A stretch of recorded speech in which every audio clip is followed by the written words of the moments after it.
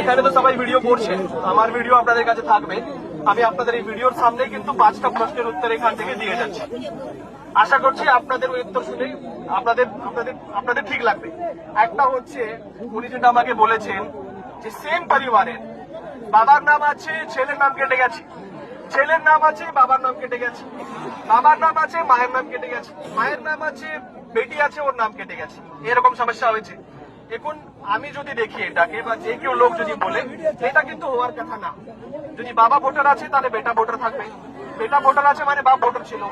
এখন যদি কারো এরকম, যাদের যাদের এরকম সমস্যা হয়েছে, অ্যাডজুডিকেশনে বাদ গেছে, হতে পারে কোন একটা কাগজ প্রয়োজন ছিল, ওই কাগজটা হয়তো আপনারা দেননি, দিয়েছিলেন কিন্তু ওটা ঠিক করে দেখতে পারেননি, সেই কাগজটা হয়তো সাফিসিয়েন্ট ছিল না, যে কোনো প্রবলেম হতে পারে, তার জন্য এই সমস্যাটা আজকে হয়েছে। আমি এক একটা করে প্রশ্নের উত্তর দেবো, সব প্রশ্নের উত্তর শুনবেন কিন্তু মাঝখানে কেউ বলবেন না। এখন এটার সলিউশন কি আছে? এটার সলিউশন সবচেয়ে ভালো স্ট্রং পয়েন্ট যেটা হচ্ছে যে পরিবারের কেউ না কেউ ভোটার লিস্টে রয়েছে, এটা খুব ভালো জিনিস। এখন বাকি যারা আছেন, যাদের নাম বাদ দিয়েছেন, তাদের কাছে দুটো অপশন আছে। একটা অপশন হচ্ছে নতুন করে ফর্ম ছেড়ে দিব আমরা বিএলওকে, বা আমরা অনলাইনে অ্যাপ্লাই করবো। 6 নম্বর ফর্ম আমরা নতুন করে দেব, সেটা দিয়ে আপনার সমস্যার সমাধান হতে পারে। সেকেন্ড অপশন আছে, যেটা হচ্ছে ট্রাইব্যুনালে আমরা যেতে পারবো। আমাদের প্রত্যেকটা গ্রাম পঞ্চায়েতে একটা বিএসকে আছে, যেখানে বাংলা সহায়তা কেন্দ্র নেই, সেখানে গ্রাম পঞ্চায়েত আছে। গ্রাম পঞ্চায়েত সবাইকে কালকে আমরা মিটিং করে বলেছি যে প্রত্যেকটা গ্রাম পঞ্চায়েতে যে সেক্রেটারি আছে বা এক্সিকিউটিভ অ্যাসিস্ট্যান্ট আছে, তারা কিন্তু আপনাদের যে দাবিগুলো আছে সেটা যে ট্রাইব্যুনালে অনলাইনে অ্যাপ্লাই করতে হবে, সেটা আপনাদের হয়, ওরা আপনাদের জন্য অ্যাপ্লাই করে দেবে, যাতে আপনারা ট্রাইব্যুনালে টাইমলি আপনারা সাবমিট করতে পারেন। আজকে আমার এই ভাই আমাকে বলেছে যে 15 দিনের টাইম ছিল, 8 দিন অলরেডি পেরিয়ে গেছে, আমি কবে আবেদন করব? তার জন্য আমাদের যে সলিউশন আছে, আজকেই এখান থেকে বেরিয়ে আমরা একটা চিঠি লিখবো, উপরে জানাবো যে এদেরকে টাইম এক্সটেনশনের একটা ব্যাপার ভাবতে হবে।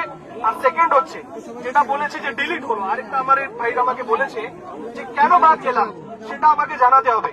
আমি তো সব ডকুমেন্ট দিয়েছিলাম, লাইনে দাঁড়িয়েছিলাম, আমার হিয়ারিং হয়েছিল, ছবি তোলা হয়েছিল, তা সত্ত্বেও আমার নামটা কেন বাদ গেল এটা কিন্তু জানাতে হবে। এই রিজনের জন্য আমরা চিঠি করব, একটাই চিঠি করব, তার মধ্যে বলে দেবো সবাইকে কারণ যাতে জানানো যায়। আর সেকেন্ড হচ্ছে যে টাইম যাতে এক্সটেন্ড করার প্রপোজাল ওরা যাতে কনসিডার করে। তারপরে আমার এই ভাই আমাকে বলেছে যে একটা বুথে 750 জনকে উনি চিনেন, যাদের নাম বাদ গেছে কিন্তু ওরা সব ডকুমেন্ট দিয়েছিল, তাহলে ডকুমেন্ট দেওয়ার সত্ত্বেও কেন ওদের নাম রিজেক্ট হলো?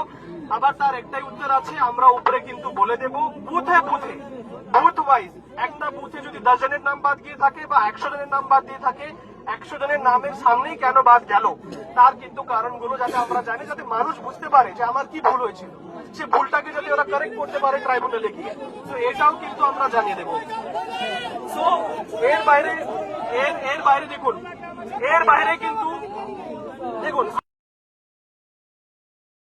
প্রশাসন হিসাবে আমরা আপনাদের গার্জিয়ান আছি, আমরা আপনাদের জন্য কাজ করি।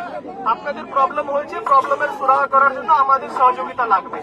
এখন আপনারা বলুন আর কি করা যায়? এই যে আমি আপনাদেরকে বললাম, এর বাইরে আর কিছু করার নেই আপাতত। এখন আপনাদেরকে যা রিকোয়েস্ট শুরু থেকে করছি, আপনাদের যা প্রশ্ন থাকবে, যা সমস্যা থাকবে, আমরা, আমার নাম শেখ আনসার আহমদ, আমি এখানে আছি, আমার সাথে আপনাদের এসডিও ম্যাডাম আছে, ভিডিও সাহেব আছে,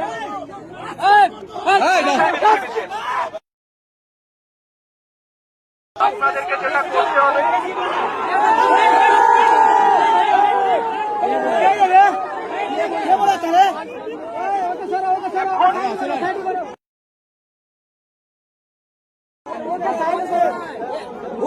আগে কি বলছে শুনতে পাও, আগে কি বলছে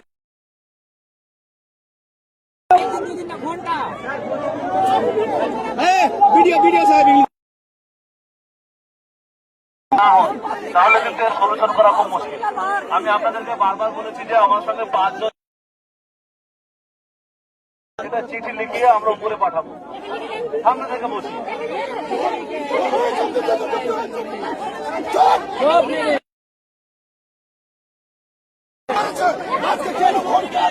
আজকে